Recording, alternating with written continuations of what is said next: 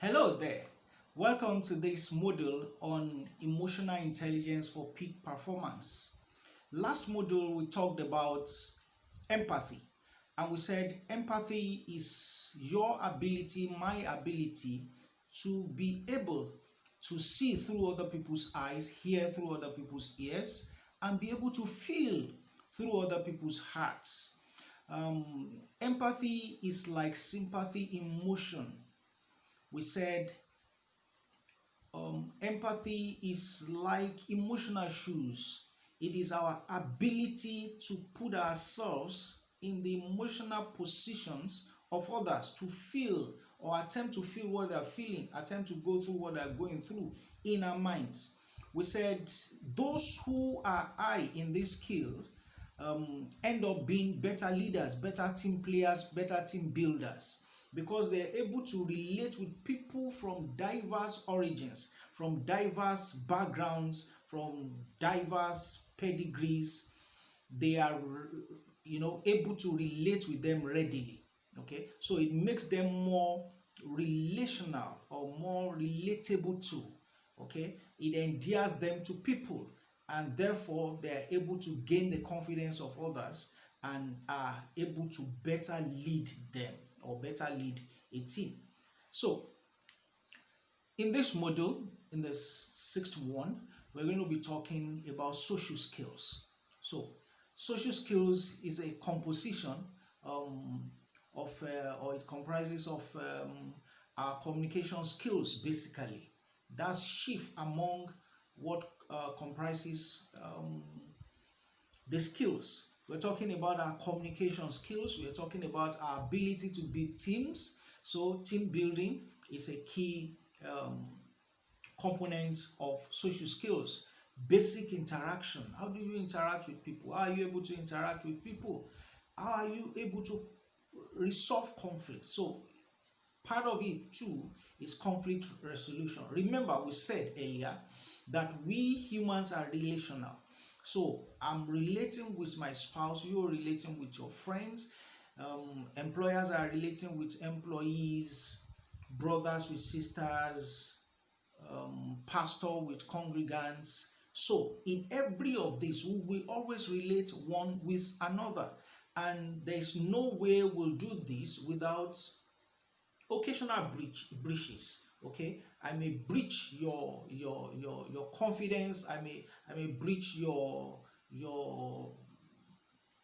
what you have designed as your own set of values. I may cross the line once in a while. So there will always be need for conflict resolution, since there will always be conflict. So when you are highly skilled socially, you have the ability to communicate effectively, you have the ability to relate with people well, you have the ability to resolve conflicts, and you also gain the ability to build teams.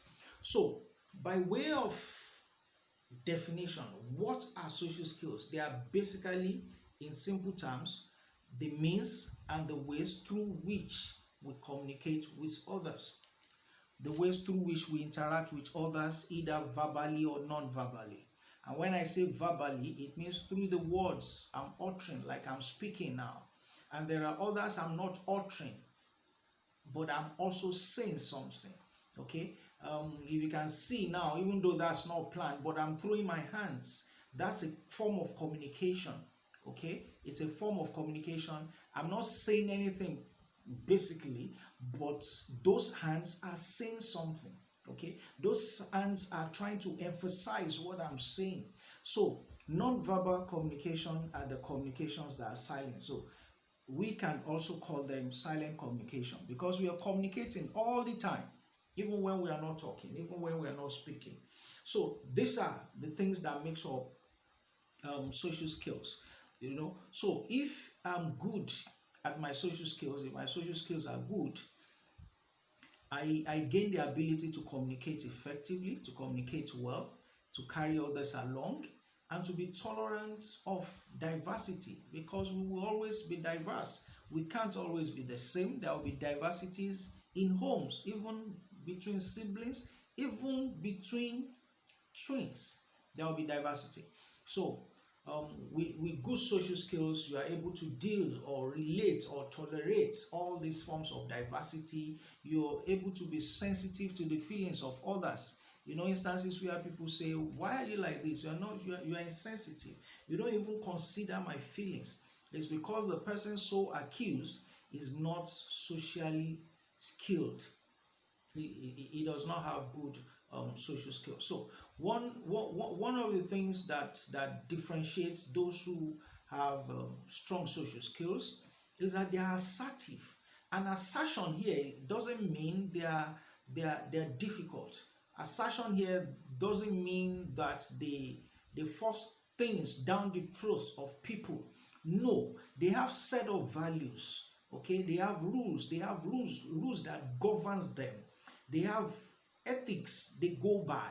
So they are always willing and ready to put their feet down when it matters, when it concerns you breaching those rules, those laws, those ethics, those principles of theirs. So they are willing and always, on point to put their feet down and say, this is what I stand for. So this is what makes them who they are. They are very assertive. They have the capacity. They also have the capacity to control their non-verbal communication. I said earlier that all the time we are talking, all the time we are communicating rather, even though we are not talking. So when they are not talking or when they are talking, they are conscious of their non-verbal communication. And as we progress, we'll talk more about why we also need to be conscious of our non-verbal communication, because they have the capacity of sending the wrong information across. All right. So these people who are high on social skills are usually very interested in people. They're usually very interested to people. They're ready to listen to them, because when you listen to people, you are validating them. When you listen to people, you are increasing their self-worth. Okay, so he has this feeling that, oh, after all, somebody finds me sensible enough, or somebody has got enough time for me, or somebody has got enough consideration to listen to me. All right, so those who are socially skilled have also grown the capacity to listen to people. All right, so I said they are assertive, they control, or they're in charge of their non-verbal communication, and also they listen to people. They are genuinely interested in people, and therefore they listen to them. And they are always, they always keep a positive attitude. They have a positive vibe to them. They exude enthusiasm. All right. Everything they do, wherever they are talking, wherever they are usually a positive influence to people there and around. And this makes them highly rated as socially skilled. Okay, so still talking about communication, there are people, if you look at most leaders who are or were successful, they are also good communicators, because either bad or good, because they were able to effectively communicate their ideas, their ideals, their opinions, their desires, their thinking to people, to their followers. And those people were able to follow them because they could see, even from their communication, where they are going, what they want to do. So they buy into it because the communication was effective. So for you and I to be effective communicators, to communicate with power, and when I say communicating with power, it means communication that bears influence, communication that can influence people positively. So if you want to be that person, then you need to think before you speak. Okay, you need to think before you speak. I know someone may be questioning, do I mean people don't think before they speak? A number of us don't actually. We do our speaking without thorough thoughts. Okay, so what I'm encouraging here is that we put a deeper thought into what we want to say before we say them. And this is what I mean. If that is not done, then the possibility of being misunderstood gets higher.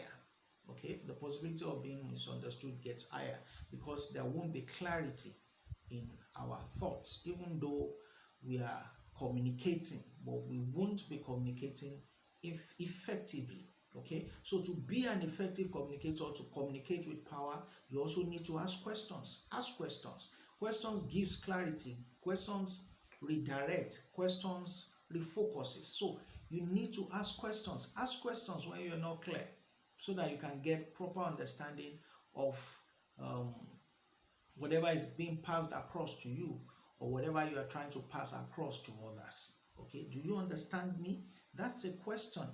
Do you want me to do it this way? Oh, do you mean it has to go that way and this way? Those are questions for the sake of clarification.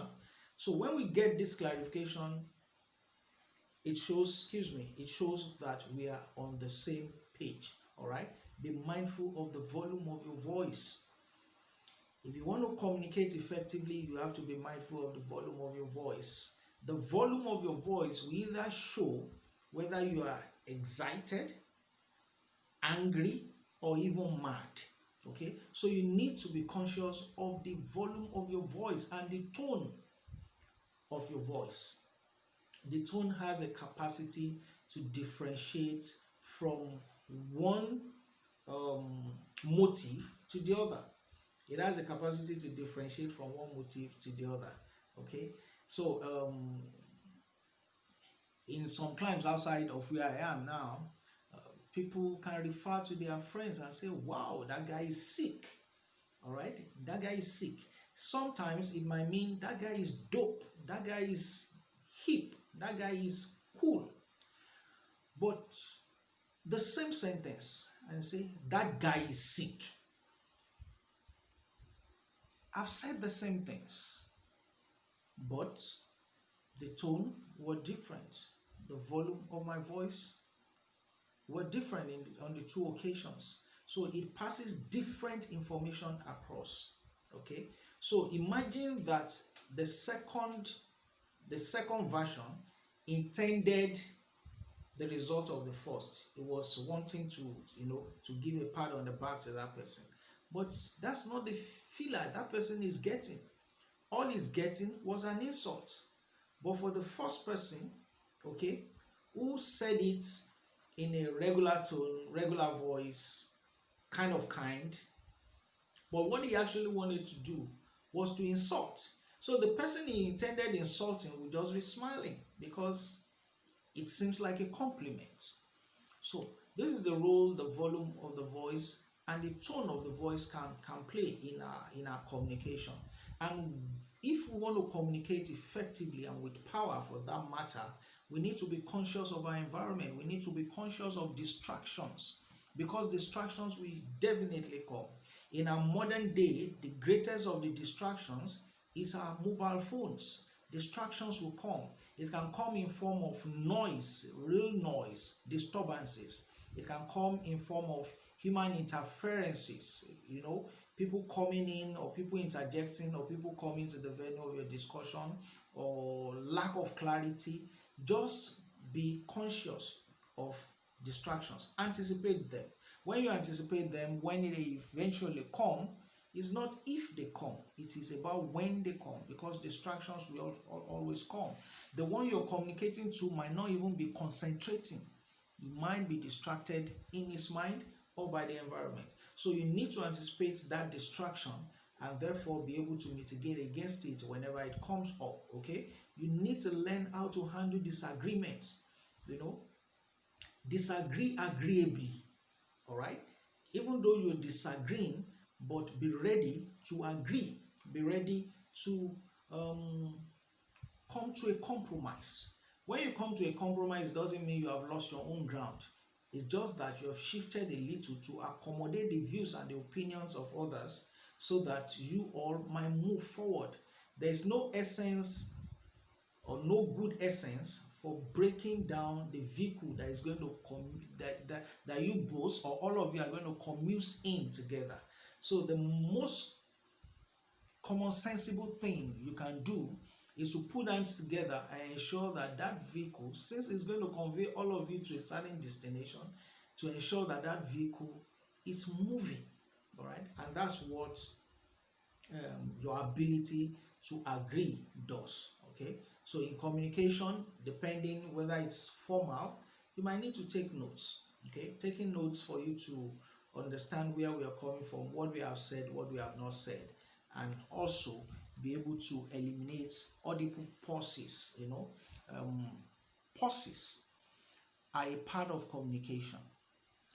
And if you've been following what I've been doing so far, even though they are not deliberate, is now a part of me. There are instances where I pause momentarily. I'm not talking about graveyard silence, but pauses, okay? They are a part of communication. It enables the one you're communicating to time to assimilate what you're saying, or time to consider the thought you're passing across. Okay, so that's the ideal pause. But here we're saying that you should eliminate audible pauses. Okay, so audible pauses are slurs and all that you used to. So instead of doing that, we may as well just go for a little pause. Okay, focused listening. To be an effective communicator, we were talking about listening earlier, and I promised that we're going to deal with it at a deeper level later. So to be an effective communicator, you must be a focused listener. You must be able to listen to others. Okay? Someone said, perhaps that's why we have 2 ears and 1 mouth, so that we say lesser and hear more and listen more. There are many people who want to speak, but only few are willing and ready to listen. So, can I just distinguish myself and be among those who are willing to lend a listening ear to people? There are a lot of people that all what they want is just to, unburden their hearts by speaking to someone. Okay?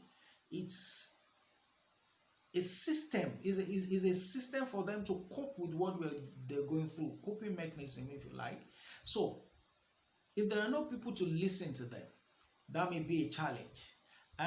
You might say, I listen, but listening is an art.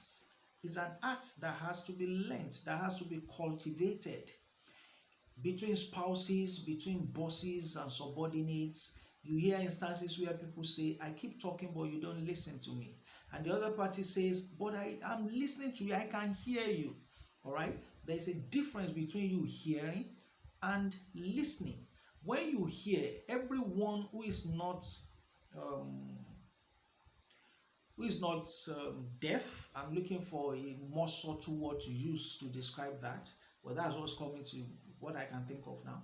Anyone who is not deaf can hear. Okay? You can hear. But not everybody listens. Okay? So what we do is to hear what people are saying, but not listening.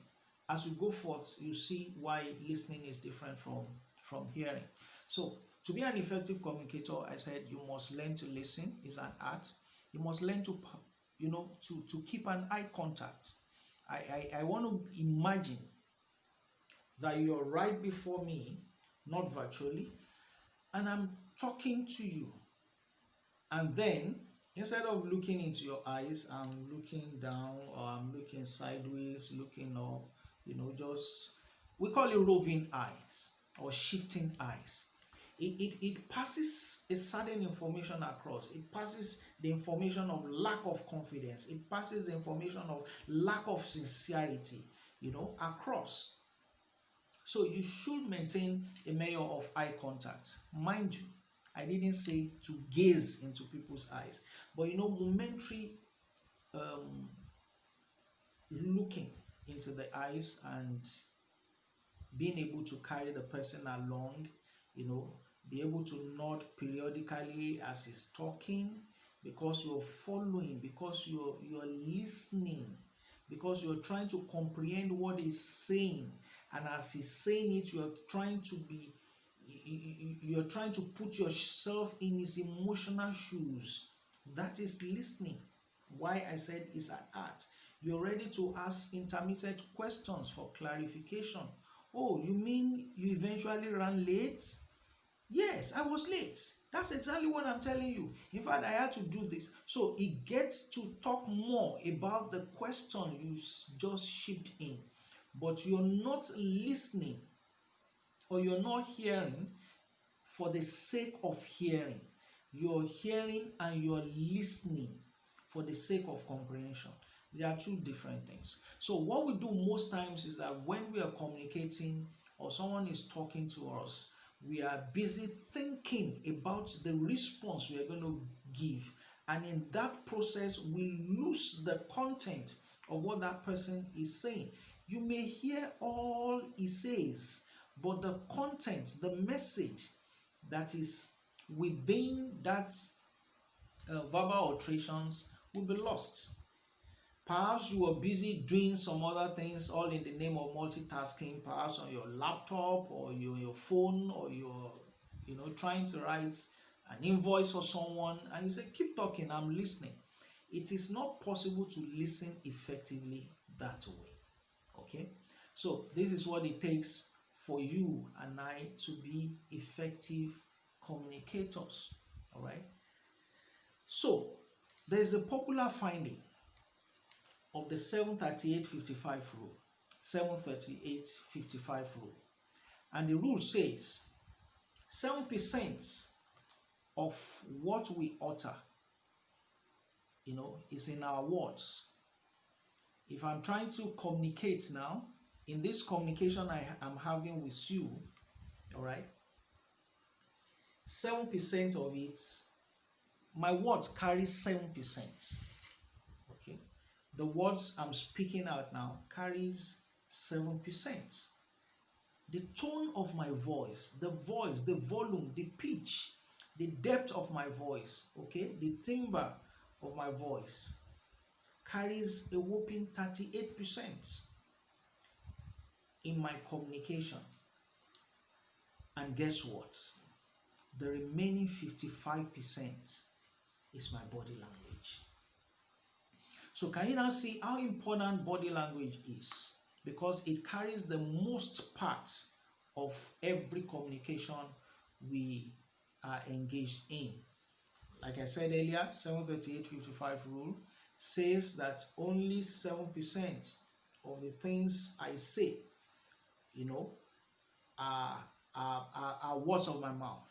The communication is just 7% of it is what my voice, or is not what the words, what my utterances transmits. Okay, 38% is the voice itself, the tone of the voice, the pitch of the voice, and every other thing, the volume, every other thing about the voice.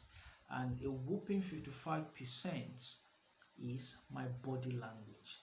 So if I'm going to pay attention to anything more than the other, it's likely going to be my body language, because it speaks as much as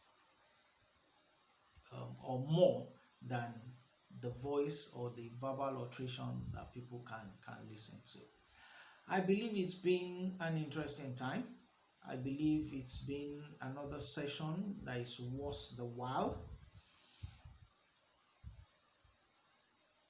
Before we meet again, I'd love for you to take your quiz, check your knowledge of what we have said, and when next we meet, it will be at another level, because we'll be going to the next module. Thank you for your time. I really appreciate you. Bye.